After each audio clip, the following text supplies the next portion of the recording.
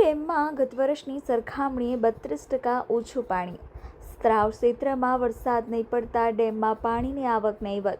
ગત વર્ષે જુલાઈ અંતે 79% ભરેલો હતો ધરોઈ ડેમ. આ વર્ષે માત્ર 47% પાણીનો સંગ્રહ. ડેમ સત્તાવાળાઓની ચેતવણી, 1 વર્ષ સુધી પીવાના પાણી માટે પૂરતો જથ્થો ઉપલબ્ધ. જો વરસાદની સ્થિતિ યથાવત રહી તો સિંચાઈ માટે પાણી આવવું મુશ્કેલ. ઉત્તર ગુજરાત માટે ધરોઈ ડેમ મહત્વનો આધાર.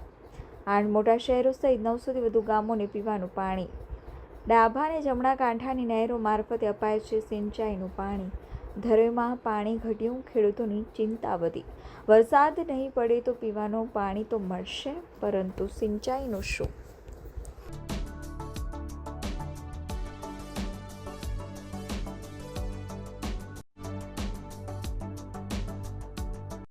ગઈ વખત જુલાઈ માસના એન્ડિંગમાં વાત કરીએ તો 79% એટલે 79% ડેમ ભરાયો હતો અને આજની સ્થિતિએ આપણો ડેમ 47% જેટલો ભરાયેલો છે અને પાણીની આવક અત્યારે 700 થી 800 ક્યુસેક આવે છે. આપણે વાત કરીએ તો ડેમના અપસ્ટ્રીમ સાઇડની અંદર વરસાદ જે ઓછો નોંધાયો છે, જેના કારણે પાણીની આવક ઓછી થઈ છે. પરંતુ હવે નેક્સ્ટ વીકની વાત કરીએ તો એ સમયે કેચમેન્ટ એરિયાની અંદર વરસાદની સંભાવનાઓ ફોરકાસ્ટ મુજબ દેખાઈ રહી છે, તો આશા રાખીએ છીએ કે પાણીનો આવરો આવશે.